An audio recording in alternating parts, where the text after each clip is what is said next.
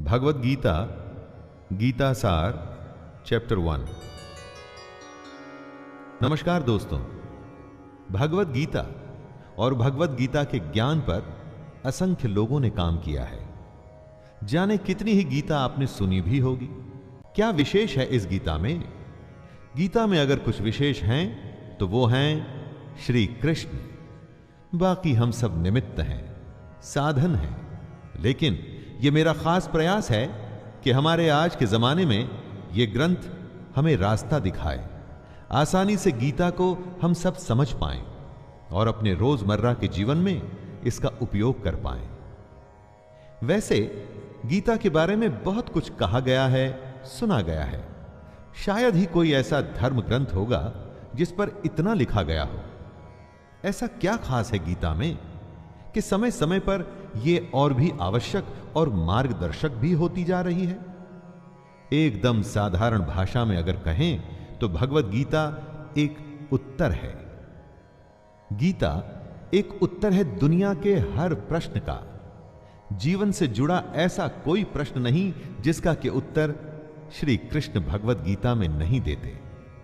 हमारे मन मस्तिष्क में कोई भी शंका, परेशानी, चिंता, किसी भी तरह का आवेग, किसी भी तरह की दुविधा हो, दुनिया के हर धर्म संकट, हर डायलेमा का उत्तर है गीता। भगवद गीता में 18 अध्याय हैं और हर अध्याय में वेदों और उपनिषदों का सार है। अरे भाई, इसे आप वेद या उपनिषद समझ करके डरिएगा मत। यह मत सोचिए कि यह हमारी और आपकी समझ से दूर है।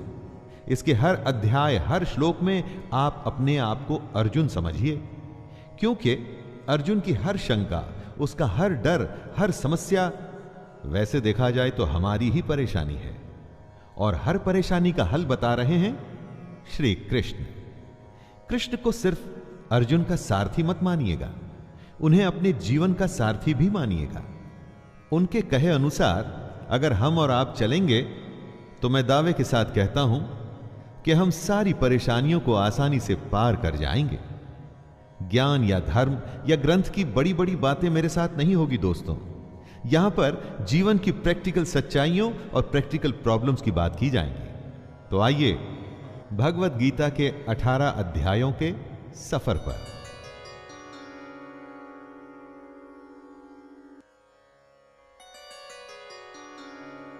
अध्याय 1, अर्जुन विषाद योग। पहला अध्याय है अर्जुन विषाद योग। यहां शुरुआत होती है धृतराष्ट्र के सवालों से। वो जानना चाहते हैं कि युद्ध में क्या हो रहा है, उनका पुत्र दुर्योधन और उनकी सेना क्या कर रही है, और साथ ही में पांडु पुत्रों की सेना क्या कर रही है। उसके बाद दोनों सेनाओं के शूर वीरों का वर्णन, और उसके बाद आता है अर्जुन का विषाद, मतलब कि उनका दुख, उनकी समस्या, उनका धर्म संकट। आइए सुनते हैं अर्जुन विषाद योग। धृतराष्ट्र उवाच धर्म क्षेत्रे कुरुक्षेत्रे समवेतायुयोत्सवः मामकाः पांडवाश्चैव किम कुर्वत संजय। धृतराष्ट्र संजय से पूछते हैं, धर्म भूमि कुरुक्षेत्र में युद्ध करने के लिए एकत्र हुए मेरे और पांडु के पुत्र क्या कर रहे हैं? धृतराष्ट्र जानना चाहते हैं कि युद्ध स्थल पर आखिर हो क्या रहा है। धृतराष्ट्र अंधे थे, देख नहीं सकते थे, लेकिन आंखों से अंधे थे, मन और मस्तिष्क से नहीं। उन्हें पता था कि वो धर्म के साथ नहीं, क्योंकि धर्म तो वहां होता है जहां श्री कृष्ण थे।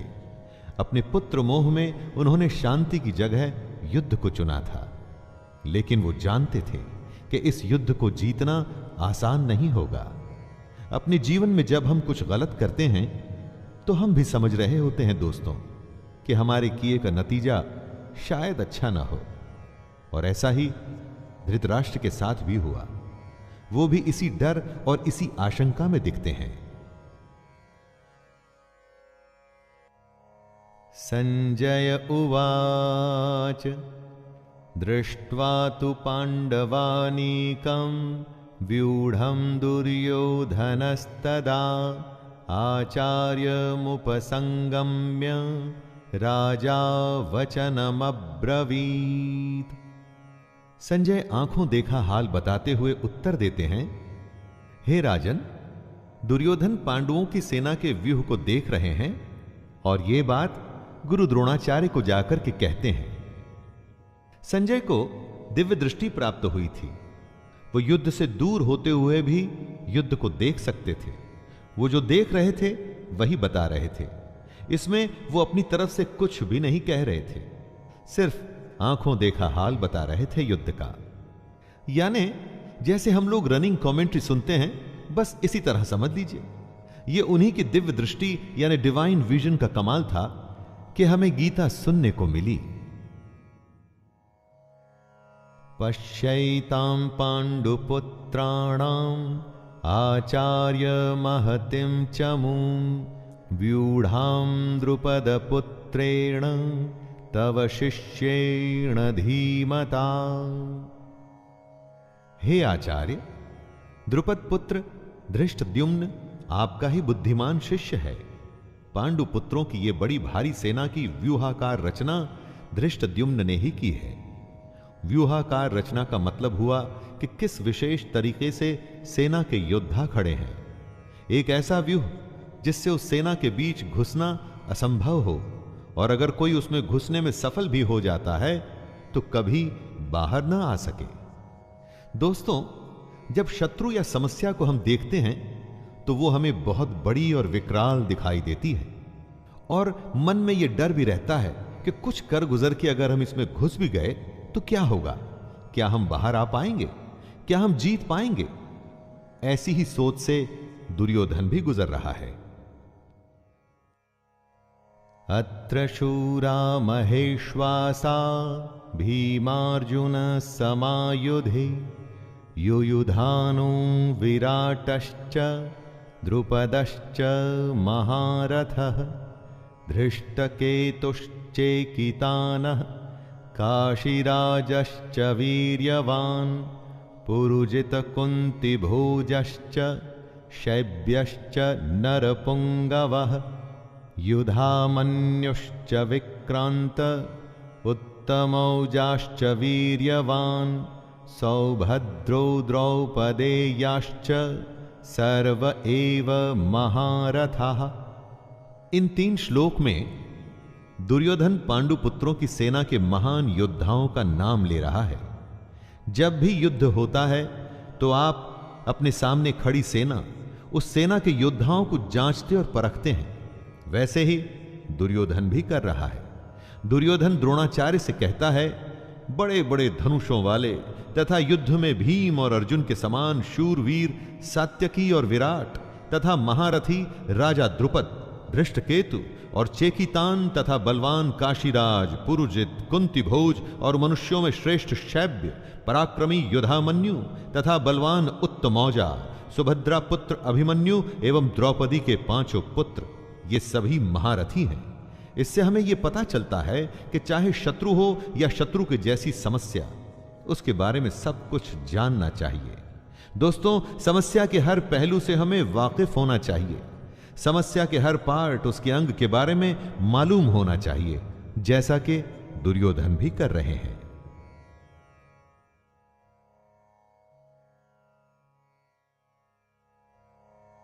अस्माकं तु विशिष्टा ये तान्निबोध द्विजोत्तमं नायका मम सैन्यस्य संज्ञार्थं तान् ब्रवीमि ते।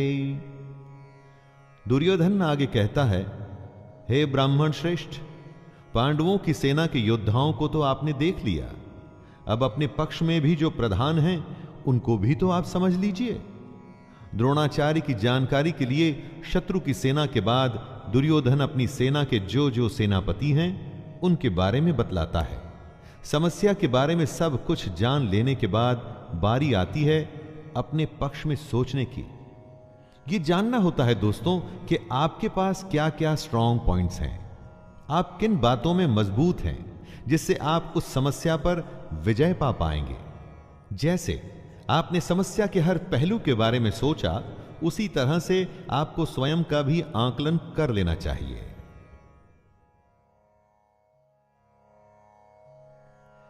भवान् भीष्मश्च कर्णश्च कृपश्च समितिञ्जयः अश्वत्थामा विकर्णश्च सौमदत्तिस्तथैव च। सबसे पहले आप द्रोणाचार्य और पितामह भीष्म तथा कर्ण और संग्राम विजयी कृपाचार्य तथा वैसे ही अश्वत्थामा, विकर्ण और सोमदत्त का पुत्र भूरिश्रवा के बारे में जानिए। दोस्तों, जिस तरह से हम आज के जमाने में रिस्क असेसमेंट करते हैं ना, वैसे ही दुर्योधन भी अपने शत्रु की सेना को देखते हुए दोनों सेनाओं के योद्धा की बातें करते हुए आगे होने वाले युद्ध के लिए तैयार हो रहे हैं। चुनौती को हर तरह से समझकर ही उस पर विजय प्राप्त की जा सकती है। चुनौती को इतने अच्छे से जान लेना चाहिए कि जब हम उससे लड़ने जाएं तो कुछ नया न लगे, कोई सरप्राइज ना आए। युद्ध हो या चुनौती, सरप्राइज आपको हरा सकता है। अन्ये च बहवः शूरा मदर्थे त्यक्तजीविताः नानाशस्त्रप्रहरणाः सर्वे युद्ध विशारदाः।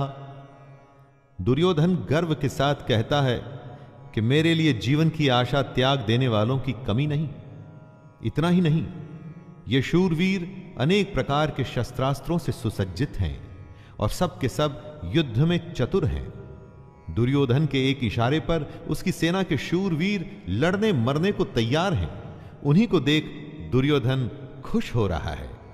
दुर्योधन के साथ युद्ध में लड़ने के लिए शूरवीर थे जो उसके लिए मरने को तैयार हैं। हाँ, आप जब अपने जीवन की चुनौती से लड़ते हैं तो आपके साथ कौन होता है?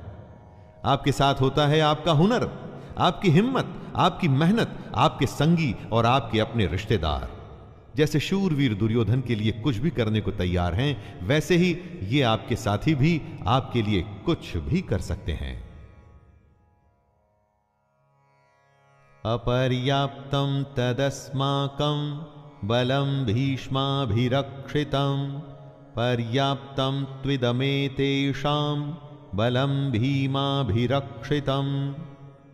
दुर्योधन आगे कहता है कि भीष्म पितामह द्वारा रक्षित उनकी सेना सब प्रकार से अजेय है और वहीं शत्रु की सेना भीम द्वारा रक्षित है। दुर्योधन कहना चाहते हैं कि भीम की सेना को वो आसानी से जीत सकते हैं। दुर्योधन यहां घमंड दिखा रहा है, जो आपको बिल्कुल भी नहीं करना है दोस्तों, कभी नहीं। क्योंकि अगर दुर्योधन जानता कि वो दूसरी सेना को हरा देगा तो फिर युद्ध ही क्यों करता? युद्ध को जीतने के लिए दूसरे को हराना पड़ता है। अगर चुनौती या समस्या को देखकर हमें लगता है कि हम जीत जाएंगे तो विश्वास या आत्मविश्वास तो हो सकता है, लेकिन घमंड नहीं। क्योंकि अगर घमंड हुआ तो वो आपके हारने की शुरुआत है। अयनेषु च सर्वेषु यथा भागमवस्थिताः भीष्ममेवाभिरक्षन्तु भवन्तः सर्व एव हि।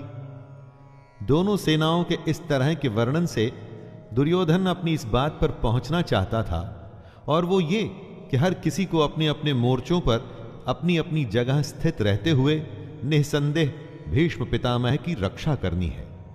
कहने का मतलब, आप होने वाले युद्ध में सबसे अधिक उसकी रक्षा करते हैं जो आपके लिए युद्ध के लिए सबसे अधिक आवश्यक हो। जैसे कि दुर्योधन और उसकी सेना के लिए भीष्म पितामह हैं। भीष्म पितामह के हारने का मतलब था कि युद्ध हार जाना, और उनके बचे रहने का मतलब कि आप युद्ध हार नहीं सकते। अपनी सबसे बहुमूल्य चीज को तब तक बचा के रखना चाहिए जब तक कि आप युद्ध पर विजय प्राप्त न कर लें।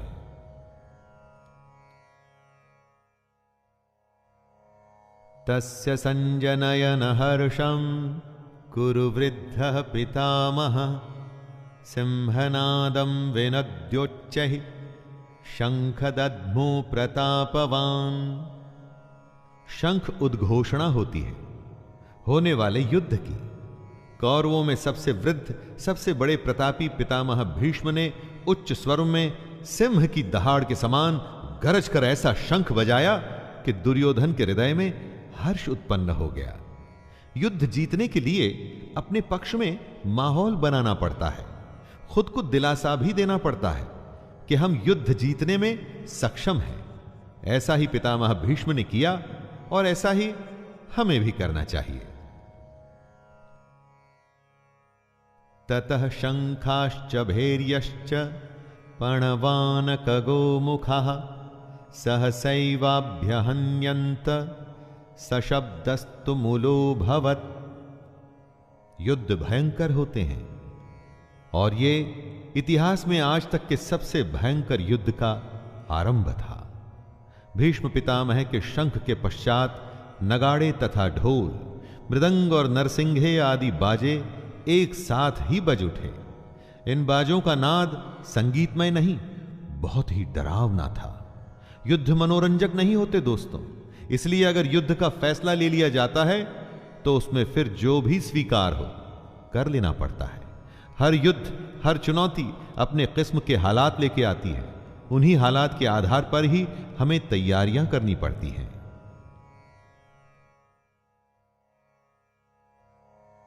ततः श्वेतैर्हयैर्युक्ते महति स्यन्दने स्थितौ माधवः पाण्डवश्चैव दिव्यौ शंखौ प्रदद्मतुः। अब बारी थी पांडु पुत्रों की, सेना के शंखनाद की। सफेद घोड़ों से युक्त उत्तम रथ में बैठे हुए श्री कृष्ण और अर्जुन ने भी अपने अपने अलौकिक शंख बजाए। युद्ध में जब तैयारी होती है ना, तो दोनों तरफ से होती है।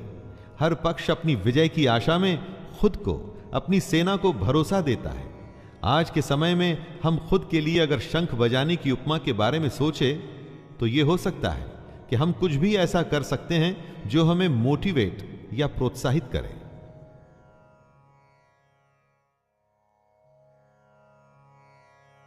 पांचजन्यम ऋषिकेशो देवदत्तं धनंजयः पौंड्रम दद्मौ महाशंख भीमकर्मावृकोदरः। श्री कृष्ण के शंख का नाम है पांचजन्य। अर्जुन के देवदत्त और भयानक कर्म वाले भयानक भीमसेन ने अपना पौंड्र नामक महाशंख बजाया। अपने जीवन में इसी तरह से हम भी अपने युद्ध, अपनी चुनौती में आगे बढ़ने के लिए अपनी मोटिवेशन चुन सकते हैं। कुछ लोगों के लिए संगीत ऐसा काम करता है, कुछ के लिए भगवान को याद करना, या कुछ के लिए माता पिता का आशीर्वाद। अपने शंख आप स्वयं चुनिए और युद्ध के लिए तैयार हो जाइए।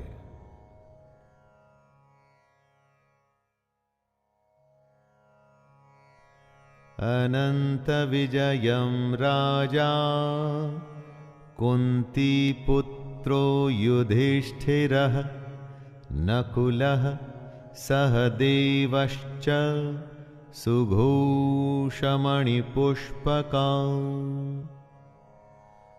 पांडवों में सबसे बड़े भाई कुंती पुत्र राजा युधिष्ठिर ने अनंत विजय नाम का और नकुल तथा सहदेव ने सुघोष और मणिपुष्पक नाम के शंख बजाए।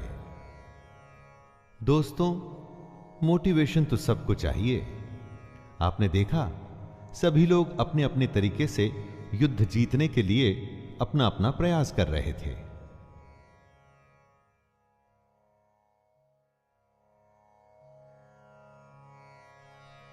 काश्यश्च परमेश्वासः शिखंडी च महारथः धृष्टद्युम्नो विराटश्च सात्यकिश्चापराजितः द्रुपदो द्रौपदेयाश्च सर्वशः पृथ्वीपते सौभद्रश्च महाबाहुः शंखान् दद्मुः पृथक् पृथक्। हर शंख की अलग ध्वनि, अपना एक अलग अस्तित्व। युद्ध का हर योद्धा अपनी उपस्थिति दर्ज कर रहा है। श्रेष्ठ धनुष वाले काशीराज और महारथी शिखंडी एवं दृष्टद्युम्न तथा राजा विराट और अजेय सात्यकी, राजा द्रुपद एवं द्रौपदी के 5 पुत्र और बड़ी भुजा वाले सुभद्रा पुत्र अभिमन्यु। संजय धृतराष्ट्र को बताते हैं कि हे राजन, सब ने अपनी ओर से अलग अलग शंख बजाए। दोस्तों, महाभारत का युद्ध ऐसा था जिसमें हर बड़े से बड़े योद्धा भाग ले रहा था। ऐसे विरले मौके को कोई कैसे छोड़ सकता था? हमारे लिए ध्यान देने की बात यह है कि सच्चा योद्धा तो वही है जो युद्ध के लिए तत्पर रहे। युद्ध को आप जीवन माने, चुनौती माने, जो भी माने, लेकिन उसके लिए हमेशा तैयार रहें। इसलिए हर योद्धा शंख बजा बजा के सबको अपने होने का आभास करवा रहा है। सघोषो धार्तराष्ट्राणां हृदयानि व्यदारयत् नभश्च पृथिवीं चैव तुमुलो व्यनुनादयन्। युद्ध से पहले जैसे आप शत्रु को अपनी शक्ति दिखा के डराने का प्रयास करते हैं, वैसे ही यहां भी हो रहा है। संजय कहते हैं कि इस भयानक शब्द ने आकाश और पृथ्वी को भी गूंजाते हुए धार्त राष्ट्रों के अर्थात आपके पक्ष वालों के हृदय विदीर्ण कर दिए। जब आप हुंकार भरते हैं, वॉर क्राई देते हैं, तो बड़े से बड़े शत्रु को भी डर लगता है। यह हुंकार ऐसी होनी चाहिए कि शत्रु सोचे कि वो किससे युद्ध करने जा रहा है। आप चाहे इंटरव्यू के लिए जाएं, किसी से मिलने जाएं, आपका हुनर, आपकी प्रतिभा ऐसी होनी चाहिए कि सामने वाला आपके कौशल से प्रभावित हो जाए। अर्जुन उवाच अथ व्यवस्थितान् दृष्ट्वा धार्तराष्ट्रान् कपिध्वजः प्रवृत्ते शस्त्रसम्पाते धनुरुद्यम्य पाण्डवः ऋषिकेशं तदा वाक्यम् इदमाह महीपते सेनयोरुभयोर्मध्ये रथं स्थापयमेच्युत। अर्जुन अपने मोर्चा बांधकर डटे हुए धृतराष्ट्र संबंधियों को देखते हैं, फिर अपना धनुष उठाकर ऋषिकेश श्री कृष्ण से कहते हैं, हे अच्युत, मेरे रथ को दोनों सेनाओं के बीच में खड़ा कीजिए। अच्युत अर्थात अटल, जो अपने स्थान से हटता नहीं, जिसका नाश नहीं हो सकता। श्री कृष्ण का एक नाम अच्युत भी था और अर्जुन अपने सारथी से दोनों सेनाओं के बीच में जाने को कह रहे हैं। अर्जुन ने श्री कृष्ण को इसलिए चुना था कि वो जानता था कि जब साक्षात भगवान उसके साथ हैं तो मतलब धर्म उसके साथ है। जिसके साथ धर्म होता है वो कभी हार नहीं सकता।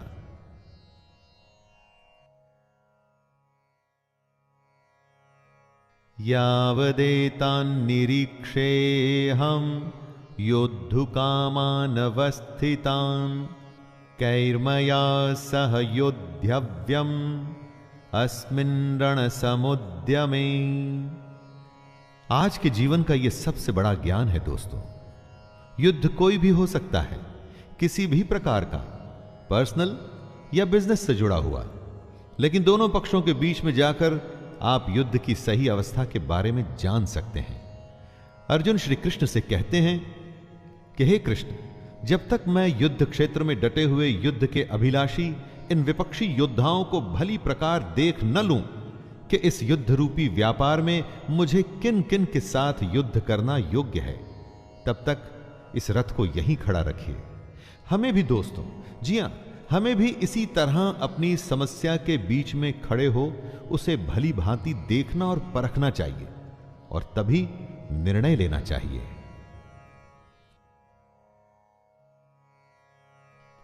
योत्स्यमानानवेक्षेऽहं य एतेऽत्र समागताः धार्तराष्ट्रस्य दुर्बुद्ध्यैर्युद्धे प्रियचिकीर्षवः। अर्जुन दुर्योधन को दुर्बुद्धि बता रहे हैं, क्योंकि दुर्योधन के हट के चलते हुए ही यह युद्ध हुआ। दुर्योधन का साथ देने जितने भी राजा आए हैं उन्हें अर्जुन युद्ध स्थल के बीच में खड़े होकर के देखना चाहते हैं। दोस्तों, यह जरूरी नहीं कि आपका शत्रु सही हो सकता है उसने गलत तरीका अपना करके आपको युद्ध में उलझाना चाहा हो, जैसा कि महाभारत में भी हुआ। युद्ध तो करना ही पड़ता है, और वो तभी करना चाहिए जब आप अपने शत्रु को अच्छे से देख परख चुके हों, जान चुके हों। इसलिए अर्जुन कृष्ण से दोनों सेनाओं के बीच में रथ को ले जाने के लिए कहता है। संजय उवाच एवमुक्तो ऋषिकेशो गुडाकेशेन भारत सेनयोरुभयोर्मध्ये स्थापयित्वा रथोत्तमम् भीष्मद्रोणप्रमुखतः सर्वेषां च महीक्षिताम् उवाच पार्थ पश्यैतान् समवेतान् कुरुनिति। संजय अपना आंखों देखा हाल बताते हैं। हे धृतराष्ट्र, जैसा कि अर्जुन ने कहा था, श्री कृष्ण ने दोनों सेनाओं के बीच में भीष्म और द्रोणाचार्य के सामने तथा संपूर्ण राजाओं के सामने रथ को खड़ा करके इस प्रकार कहा, हे पार्थ, युद्ध के लिए जुटे हुए इन कौरवों को देख। पार्थ अर्जुन का ही नाम है दोस्तों, उस अर्जुन का नाम है जो शंका में बस घिरने ही वाला है। पार्थ हम सब भी हो सकते हैं, और अगर हम अपने आप को शंका में घिरा पाते हैं तो मदद करने के लिए कृष्ण भी दूर नहीं होते, और ना ही उनकी गीता दूर होती है। तत्रापश्यत् स्थितान् पार्थः पितॄनथ पितामहान् आचार्यान् मातुलान् भ्रातॄन् पुत्रान् पौत्रान् सखिंस्तथा। कुंती का एक नाम पृथा भी था। पृथा पुत्र अर्थात कुंती पुत्र। पार्थ दोनों ही सेनाओं के मध्य में उपस्थित ताऊ, चाचा, दादा, परदादा, गुरु, मामा, भाइयों, पुत्रों, पोतों को देख रहे हैं। महाभारत को इसीलिए तो धर्म युद्ध कहा गया है, ऐसा युद्ध जो धर्म के लिए किया गया था। और इस युद्ध का एक बड़ा परिवार दो हिस्सों में बंट गया था। आधे सगे संबंधी एक तरफ और आधे दूसरी तरफ। हर किसी को फैसला करना था कि वो युद्ध में किसका साथ देना चाहता है, दुर्योधन का या अर्जुन का। श्वशुरान् सुहृदश्चैव सेनयोरुभयोरपि तान् समीक्ष्य स कौन्तेयः सर्वान् बन्धूनवस्थितान्। इन सब सगे संबंधियों के साथ साथ अर्जुन अपने मित्रों को, ससुरों को, सुहृदयों को देख रहे हैं, विचार कर रहे हैं। पूरा जीवन पांडु पुत्रों और धृतराष्ट्र पुत्रों के साथ बिताया। सारे सगे, सारे संबंधी एक ही तो हैं, दोनों पक्ष में अपने ही तो लोग हैं, किंतु अब अपनों के ही दो पक्ष बन गए हैं। उसमें से एक पक्ष शत्रु का है। हर किसी से अर्जुन की लड़ाई नहीं थी, लेकिन अब युद्ध में वो उसके शत्रु थे और उसे उनके साथ लड़ना होगा। अर्जुन उवाच कृपया परयाविष्टो विषीदत्रिदमब्रवीत् दृष्टैवमं स्वजनं कृष्ण युयुत्सुं समुपस्थितिम्। अपने करीबी एकदम अपने अर्जुन के सामने खड़े थे, लेकिन शत्रु पक्ष में उन उपस्थित संपूर्ण बंधुओं को देखकर वे कुंती पुत्र अर्जुन अत्यंत करुणा से युक्त होकर शोक करते हुए श्री कृष्ण से कह रहे हैं। यहीं से शुरुआत होती है दोस्तों, आरंभ होता है अर्जुन के विषाद का, जिसके लिए संपूर्ण गीता की रचना हुई। कृष्ण को मार्गदर्शन के लिए एक ऐसी रचना करनी पड़ी जो हमेशा हमेशा के लिए हर किसी को सही राह पर चलने के लिए प्रेरित करती रही है और आगे भी प्रेरित करती रहेगी। सीदन्ति मम गात्राणि मुखं च परिशुष्यति वेपथुश्च शरीरे में रोमहर्षश्च जायते। युद्ध की बात करना आसान होता है, युद्ध करना कठिन। ऐसा ही अर्जुन के साथ हुआ, ऐसा ही दोस्तों हम सबके साथ होता है। ऐसी ही शंका का सॉल्यूशन भगवत गीता से श्री कृष्ण के द्वारा हमें मिलता है। दुखी अर्जुन कहते हैं, हे कृष्ण, युद्ध क्षेत्र में डटे हुए युद्ध के अभिलाषी इस स्वजन समुदाय अपनों को देखकर मेरे अंग शिथिल हुए जा रहे हैं, जैसे अंगों में शक्ति ना हो और मुख सूखा जा रहा है तथा मेरे शरीर में कंप व रोमांच हो रहा है। न जाने कितनी ही बार ऐसा हम सबके साथ होता है कि जब युद्ध के सम्मुख होते हैं तो जैसे शक्ति खत्म हो जाती है। परीक्षा की घड़ी के समय पर भी ऐसी ही घबराहट होती है ना।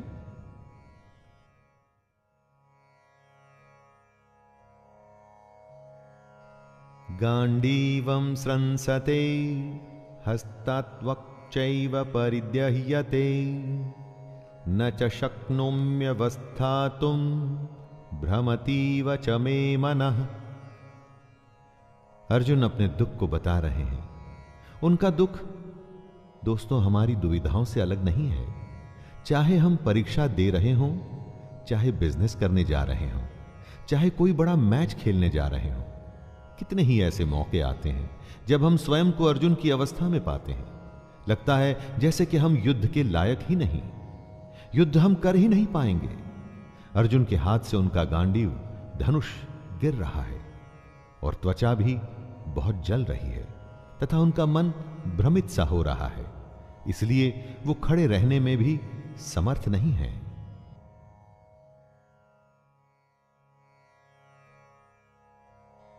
निमित्तानि च पश्यामि विपरीतानि केशव न च श्रेयोनुपश्यामि हत्वा स्वजनमाहवे। विश्व का सबसे बड़ा योद्धा अर्जुन हताश है। युद्ध से पहले अगर आप खुद को कांपता हुआ पाते हैं, देखते हैं कि डर से आपका मुंह सूख रहा है, तो आपको निश्चित ही लगता है कि आप हारने वाले हैं। दुनिया खत्म सी होती दिखती है, चारों तरफ अंधकार सा महसूस होता है। ऐसे ही समय में हमें एक मार्गदर्शक की जरूरत होती है। इसीलिए अर्जुन कहते हैं, हे केशव, मैं लक्षणों को भी विपरीत ही देख रहा हूं तथा युद्ध में स्वजन समुदाय को मारकर कल्याण भी नहीं दिखता। यानी अपनों की जान लेके मुझे क्या फायदा होगा।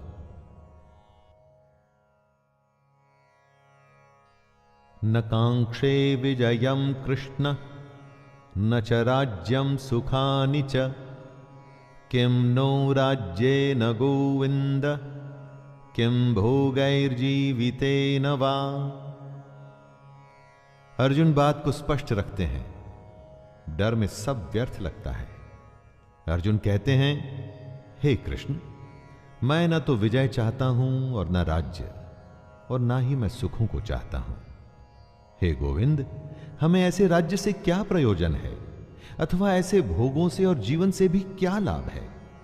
इस विषाद में, शंका में, डर या घबराहट में अर्जुन सब कुछ छोड़ने को, त्याग देने को तैयार हैं।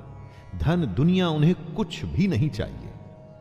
वो ऐसे भयभीत और डर गए हैं कि दुनिया की हर खुशी को छोड़कर इस समय बस इस युद्ध से बचना चाहते हैं। इन्हीं लक्षणों को हमें भी पहचानना है ताकि ऐसी अवस्था में हम भी वो करें जो कृष्ण बताएंगे।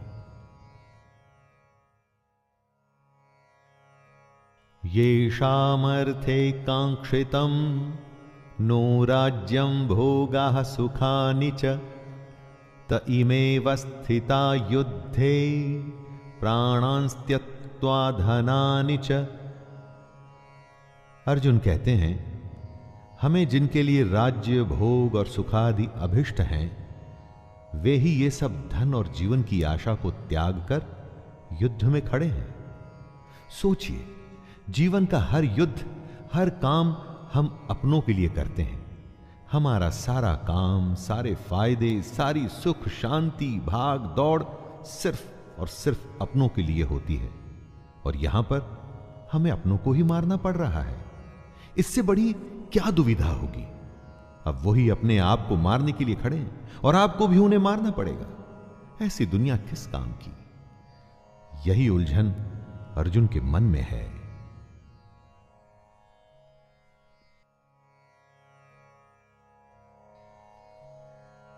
आचार्यः पितरः पुत्रास् तथैव च पितामहः मातुलः श्वशुरः पौत्रः श्यालः संबंधिनस्तथा।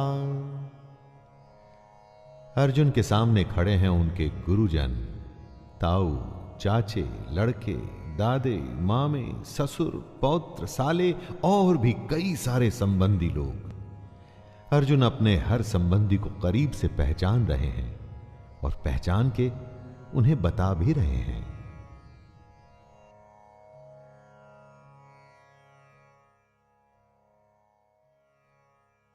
एतान्न हन्तुमिच्छामि ज्ञतोऽपि मधुसूदन अपि त्रैलोक्य राज्यस्य हेतुः किं नु महि कृते। अगर आप युद्ध करने का निर्णय लेते हैं तो क्या आप ये कह सकते हैं कि मैं इस शत्रु को मारूंगा और उसे नहीं? युद्ध में तो हर कोई एक सैनिक होता है, और अगर वो शत्रु पक्ष से है तो आपने उसको मारना ही है। यही दुविधा है अर्जुन की, जो वो बता रहे हैं। हे मधुसूदन, मेरे मारने पर अथवा तीनों लोकों के राज्य के लिए भी मैं इन सबको मारना नहीं चाहता, फिर पृथ्वी के लिए तो कहना ही क्या है।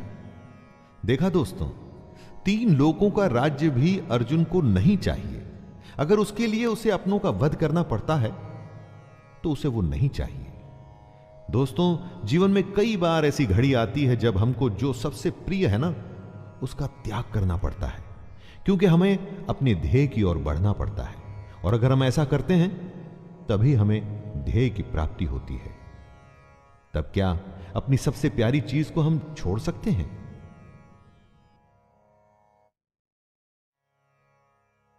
निहत्य धार्तराष्ट्रान्नका प्रीतिः स्याज्जनार्दन पापमेवाश्रयेदस्मान् हत्वैतानान्ततायिनः। अर्जुन आगे कहते हैं, हे जनार्दन, धृतराष्ट्र के पुत्रों को मारकर हमें क्या प्रसन्नता होगी? इन आतताइयों को मारकर हमें तो पाप ही लगेगा ना। शत्रु पक्ष में चाहे आतताई बुरे लोग ही क्यों ना हो, लेकिन हैं तो अपने। अपनों को मारकर अपनों को दुख देके केवल पाप ही मिल सकता है, पुण्य तो नहीं। यह कुरुपुत्रों के लालच का ही परिणाम था कि भाई भाई आमने सामने थे। दोस्तों, लालच से कभी किसी का भला नहीं होता। महाभारत में भी नहीं होना था। एक पक्ष को जीतना था तो दूसरे पक्ष को मारना था। तस्मान्नार्हा वयं हन्तुं धार्तराष्ट्रान् स्वबान्धवान् स्वजनं हि कथं हत्वा सुखिनः स्याम माधव। क्या अपने परिवार को मारकर आपको सुख मिल सकता है? इसीलिए महाभारत को धर्म युद्ध कहा जाता है। जब ऐसा धर्म संकट हो तो आप क्या करें? अर्जुन पूछते हैं, हे माधव, अपने ही बांधव धृतराष्ट्र के पुत्रों को मारने के लिए हम योग्य नहीं हैं, क्योंकि अपने ही कुटुंब को मारकर हम कैसे सुखी होंगे? दोस्तों, जब कभी आपके सामने ऐसी परिस्थिति आए जिसमें लालच की वजह से बंटवारा हो रहा हो या झगड़ा हो रहा हो, तो ठंडे दिमाग से अर्जुन की इस हालत के बारे में सोचिएगा और देखिएगा कि इतना करके, दुनिया का सबसे बड़ा युद्ध करके किसको क्या हासिल हुआ।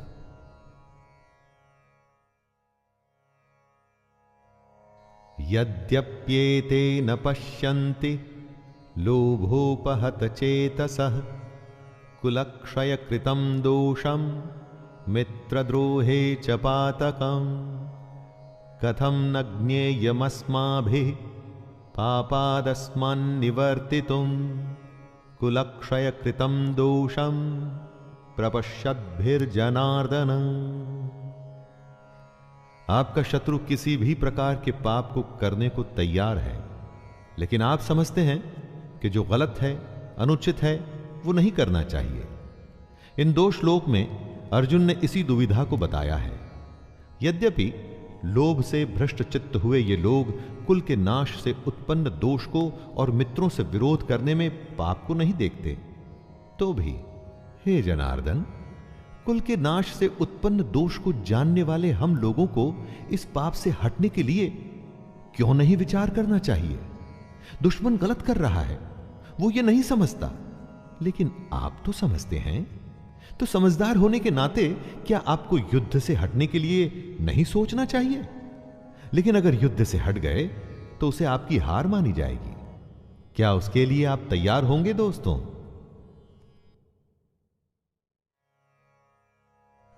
कुलक्षये प्रणश्यन्ते कुलधर्मः सनातनः धर्मे नष्टे कुलं कृतस्नं धर्मोऽभिभवत्युत।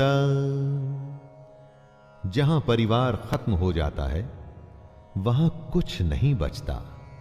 कुल का नाश होने का मतलब सब कुछ खत्म हो जाना होता है। ऐसी ही स्थिति में अर्जुन फंसे हुए हैं। वो कहते हैं कुल के नाश से सनातन कुल धर्म नष्ट हो जाते हैं तथा धर्म का नाश हो जाने पर संपूर्ण कुल में पाप भी बहुत फैल जाता है। अर्जुन जो कहना चाहते हैं वो ये है कि अगर परिवार नष्ट होता है तो धर्म नष्ट होता है। धर्म के नष्ट होने से पूरे कुल, संपूर्ण परिवार में पाप बढ़ जाता है। परिवार ही है जो हमें अपनी जड़ों से, अपने गुणों से, अपने आदर्शों से जोड़ के रखता है। उसके खत्म होते ही समाज में चारों तरफ पाप बढ़ने लगता है। दोस्तों, आप चाहें तो अपने चारों तरफ भी देख सकते हैं। जहां परिवार का सम्मान नहीं, वहां किसी भी बात का सम्मान नहीं होता और समाज पतन की ओर ही जाता है। अधर्माभिभवात् कृष्ण प्रदुष्यन्ति कुलस्त्रियः स्त्रीषु दुष्टासु वाष्णेर्य जायते वर्णसंकरः। परिवार की भलाई उसकी स्त्रियों पर निर्भर करती है। अगर कोई घर बनता है तो वो परिवार की महिला की वजह से बनता है। जिस घर में महिला नहीं होती तो कहते हैं कि उस घर का कोई भविष्य ही नहीं। और अगर ये स्त्रियां दूषित या करप्ट हो जाएं तो उसका क्या असर होता है? अर्जुन कहते हैं, हे कृष्ण, पाप के अधिक बढ़ जाने से कुल की स्त्रियां अत्यंत दूषित हो जाती हैं और स्त्रियों के दूषित हो जाने पर वर्ण संकर उत्पन्न होता है। संकरो नरकायैव कुलघ्नानां कुलस्य च पतन्ति पितरो ह्येषां लुप्तपिंडोदक क्रियाः। वर्ण संकर का यहां पर मतलब है जहां वर्ण या समाज की मर्यादाओं को सम्मान न देते हुए गलत तरीके से, गलत वर्णों के मेल से जब संतान की उत्पत्ति होती है तो वो सब कुछ खत्म कर देती है। इसीलिए समाज के नियम बड़े सोच समझकर बनाए गए होते हैं दोस्तों, और इतने हजारों वर्षों की सोच और उस नियमों को बिना सोचे समझे नहीं तोड़ना चाहिए। अर्जुन इसी बात का वर्णन कर रहे हैं कि हे कृष्ण, वर्ण संकर कुल घातियों को और कुल को नरक में ले जाने के लिए ही तो होता है। लिप्त हुई पिंड और जल की क्रिया वाले अर्थात श्राद्ध और तर्पण से वंचित इनके पितर लोग भी अधोगति को प्राप्त होते हैं।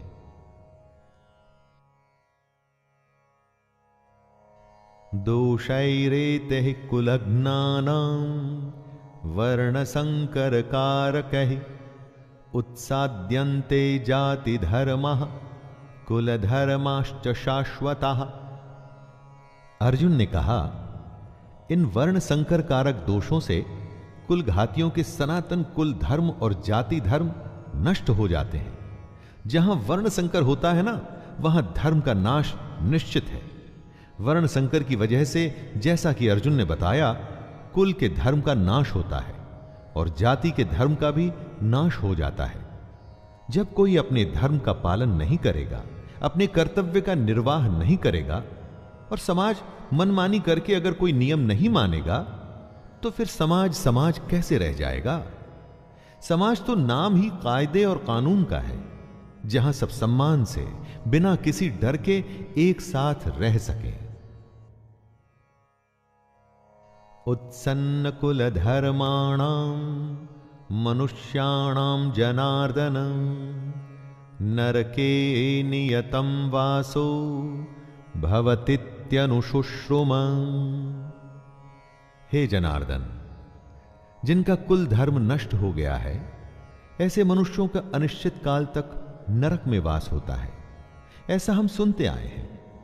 महाभारत के समय कुल की मान्यता इतनी थी दोस्तों कि अगर किसी के कुल का नाश हो जाता था तो माना जाता था कि अब यह हमेशा के लिए नरक में ही रहेगा। इसीलिए कुल की रक्षा करना, उसके सम्मान को बचाना, उसका नाम करना इतनी बड़ी बात मानी जाती थी। अर्जुन ही नहीं, ऐसा हम भी सुनते आए हैं कि जो धर्म का, कुल का सम्मान नहीं करते वो सीधे नरक को जाते हैं। इसे आप ऐसा भी मान सकते हैं कि जहां धर्म नहीं होता वो जगह अपने आप ही नरक बन जाती है। अपनी चारों तरफ देखिए ना, ऐसी कई जगहें आपको आज के युग में भी दिख जाएंगी।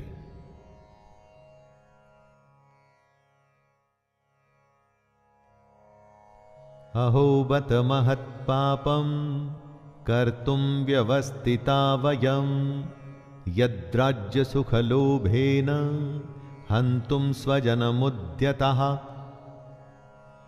अर्जुन आगे स्वयं को दोष दे रहे हैं। शोक, हम लोग बुद्धिमान होकर भी महान पाप करने को तैयार हो गए हैं, जो राज्य और सुख के लोभ से स्वजनों को मारने के लिए उद्यत हो गए हैं। दोस्तों, दुर्योधन जैसा भी है, उसने जो भी निर्णय लिया, लेकिन अर्जुन और उसकी सेना तो समझदार है, तो क्या ऐसा उनके लिए ठीक है? बेवकूफ का पाप शायद माफ भी हो जाए, लेकिन बुद्धिमान से बहुत कुछ की उम्मीद की जाती है। तो क्या समझदार अगर युद्ध के लिए तैयार हो जाता है तो उसकी गलती की माफी मिलेगी? अर्जुन को लगता है कि नहीं मिलेगी।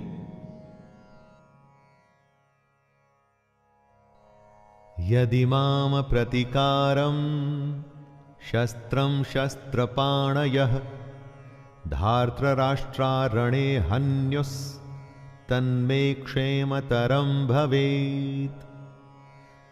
आंखें बंद कर किसी अपने के बारे में सोचिए जो आपको बहुत पसंद है, जो आपका अपना है, जिसकी गोद में आप खेले हो, जिसके साथ खेले हो, चाहे वो आपसे बड़ा हो या छोटा हो। क्या आप उसे मार पाएंगे? अरे उससे अच्छा तो आपको लगेगा कि उसके हाथों आप स्वयं मारे जाएं। यही बात अर्जुन कहते हैं। यदि मुझ शस्त्र रहित एवं सामना न करने वाले को शस्त्र हाथ में लिए हुए धृतराष्ट्र के पुत्र रण में मार डालें, तो वो मरना भी मेरे लिए अधिक कल्याणकारक होगा। संजय उवाच एवमुक्त्वार्जुनः संख्ये रथोपस्थ उपाविशत् विसृज्य सशरं चापं शोक संविघ्नमानसः। संजय, जो धृतराष्ट्र को इस महान युद्ध का वर्णन दे रहे हैं, वो बताते हैं, हे धृतराष्ट्र, रणभूमि में शोक से उद्विग्न मन वाले अर्जुन इस प्रकार कहकर बाण सहित धनुष को त्याग कर रथ के पिछले भाग में बैठ गए। दोस्तों, ये था पहला अध्याय भगवत गीता का, अर्जुन विषाद योग। जी हां, इसमें अर्जुन के दुख के होने की, उसके मन में शंका आने की, और यही बातें हमारे सामने साफ मुखर होकर आती हैं इस पूरे अध्याय में। अब इसके बाद के अध्याय में श्री कृष्ण अर्जुन के दुख का, शंका का, परेशानियों का, हर प्रश्नों का किस तरह भली भांति उत्तर देंगे, उसे जानेंगे और सुनेंगे। तो दोस्तों, ये था भगवत गीता का प्रथम अध्याय, अर्जुन विषाद योग। बड़ी सुंदर, साधारण और स्पष्ट शब्दों में इसे प्रस्तुत करने का प्रयास किया गया है। इसके बाद मुलाकात होगी दूसरे अध्याय में। तब तक के लिए आज्ञा दीजिए। धन्यवाद। जय श्री कृष्ण।